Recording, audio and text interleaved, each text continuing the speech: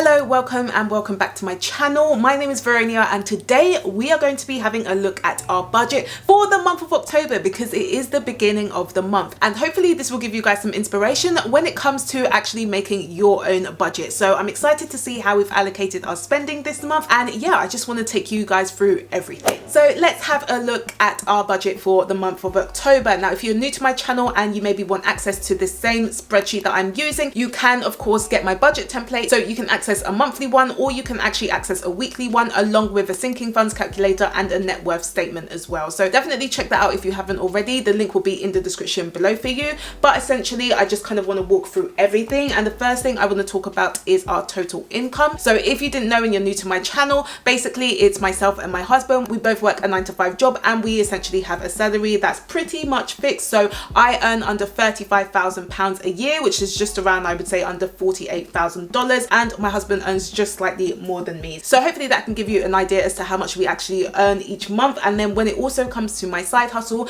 I do make some money obviously on the side, but I'm not currently using that as my income at the moment just because I'm reinvesting basically all of the profits. Now, in terms of my husband's salary, when it came to his paycheck, he actually ended up getting some extra money this month because I think his work wanted to give him a rebate for something. So we did get an extra couple of £100, which was great. So we will explain how we actually ended up using that money in this budget, so make sure you do stay to the end so that you can find out. But in terms of everything else, it was pretty much the same when it came to our income. So yeah, let's now just go over to our savings and investments category. So in terms of our savings and investments, I think this is pretty much just something that is now on autopilot. So we have still been able to save another £1,500 this month, which is absolutely great, and that's going to be going towards our properties. We then also put another £100 into my husband's stocks and shares ISA, so that's just basically how he invests in the stock market. And then we also put another £100 into my own business. So again, that's something that I really want to be investing over the next few months. So you can see that the total again remains as £1,700, and I'm just really happy that we've been able to consistently keep saving and investing this much money each month, because it does really make a difference when it comes to things like financial independence and our ultimate goal. Again, if you're looking for a roadmap in terms of actually being financially independent but you're not really sure where to start, definitely check out my free guide where I actually talk about my own roadmap and what I did to actually make that plan. So of course I will link that in the description below for you. Now let's move over to our essential bills, and once again most of these are pretty much fixed costs. So we do pay over £1,050 for rent,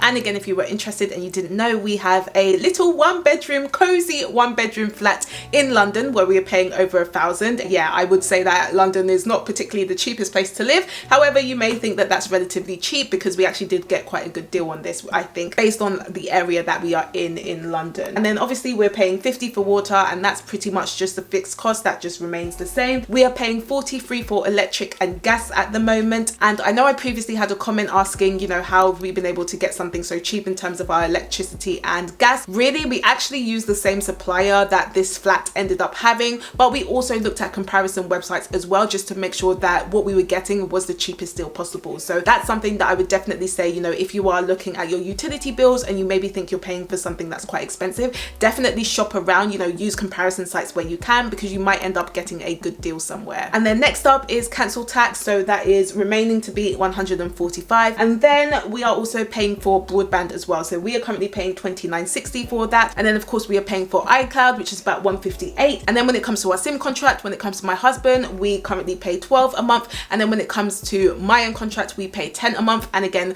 we use Voxy, so if you are interested in looking for maybe a SIM contract deal, definitely check Voxy out, particularly if you are from the UK, because you do get endless social media with that as well. So of course, link will be in the description below for you. And if you're liking this video so far, then feel free to give me a thumbs up, as it really does help to support the channel, and it's free. And then with our TV license, that's actually something we pay for every year rather than monthly, so we don't currently need to think about paying for TV license because that's already been done. And we've actually put some money aside for TV license as well, so I'll definitely talk about that in the sinking funds bit, just to explain how we've been able to do that. And then lastly, in terms of our giving, so our tithes, our charity and other giving, that has also been paid out as well. And again, I do keep that blank just because it's something that's personal to us, but it's something that we religiously do as a Christian couple. So yeah, that is essentially our essential bills done. Now let's move over to sinking funds, and this is where we now need to have a conversation, because as you can see, we currently have 200 put away for Yinka's glasses. And if you didn't know who Yinka is my husband. So basically, I was having a conversation with my husband, as you do, and he went to me and said, you know, I'm probably going to need a new prescription and I'm probably going to need new glasses. Now, I don't actually wear glasses myself, so I have no idea, you know, how much glasses usually cost, how often you're supposed to change them, you know, any of that. I literally have no idea. So he obviously comes to me saying that I'm going to need new glasses, and I went, okay, that's fair enough. How much is that going to cost? And then he went to me saying, well, you know, I'm not really sure, but I think we should put like 200 aside just in case. Being aware that I think this was before we got this rebate out of his paycheck, so before we even got like the extra money or knew that we were having this extra money, and I was literally like,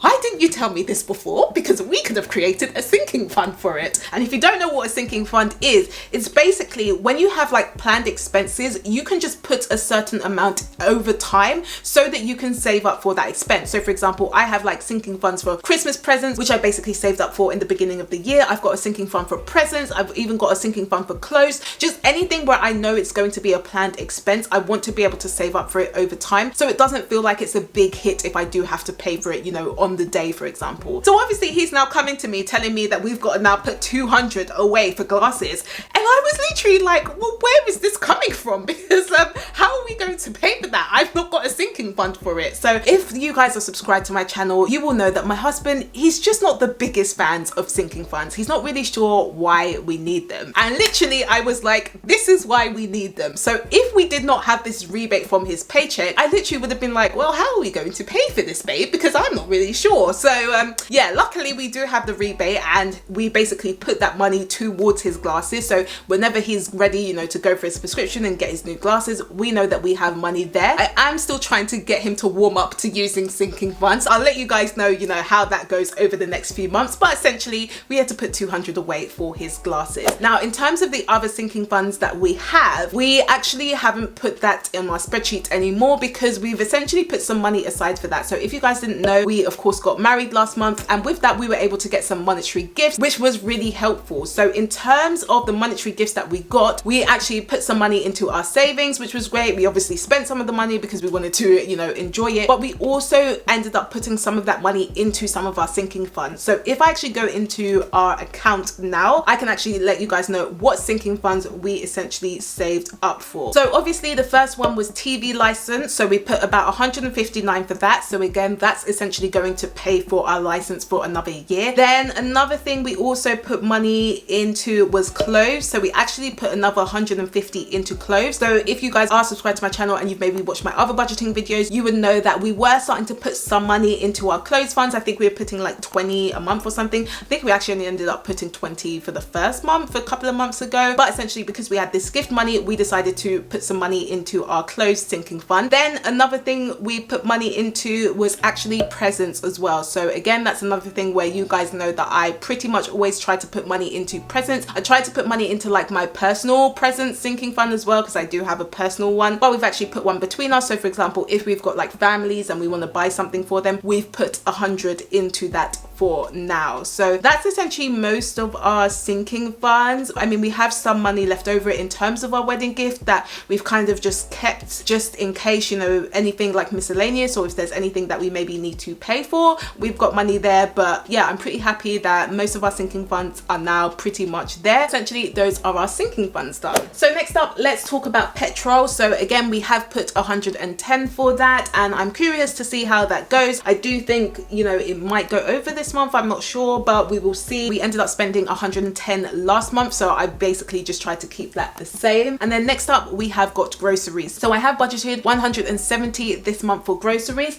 Just the reason for that is because we actually have 5 weeks until payday rather than 4 weeks. So that essentially just equates to about 34 each week. So hopefully we can stick to that. Obviously we were under budget last month, which was great, but I'm not sure if we'll be under budget this month. We will see. So looking forward to that. Then another 30 on toiletries. So that hasn't necessarily changed. The only thing I'm thinking to do is I might need to do like a sinking fund on makeup, or include that in the toiletries category, because I do need to get new foundation soon. But essentially that is how much we budgeted for this month. And then we've got another 100 in spending for myself and for my husband as well. And in terms of my own spending, I think I put another 15 into like a present sinking fund, because I had actually spent the presents on like my friend's birthday and stuff, so I want to top that back up. But then the rest of the money, so the remaining 85, is probably going to be spent on things like public transport and eating out or entertainment. So we will see how that goes, but looking forward to the month. And then we have got 70 allocated for date night. Again, this is something that we have actually been struggling with, like actually spending the money. We don't really tend to go out that much. It's just really bad. I think it's just because we like being at home. So I do again want to try and get close to that 70 mark and actually end up spending that. And then another 40 for personal care. So we are back to personal care being around 40, which is great. And then we had some extra money to put towards miscellaneous, so we've put 20 there, and then the rest of the money we have just put towards our pennies, so around 427 for our pennies jar. So in terms of our total spending, it's looking like £644.27, which is around $875. So we will see how that goes. So if you did like this video, then please do give me a thumbs up if you haven't already, and let me know in the comments, how much are you budgeting for your groceries bill this month? I do post every Tuesday and Friday, so if you would like to know more, then of course you can subscribe to my channel, and I will see you guys on Friday.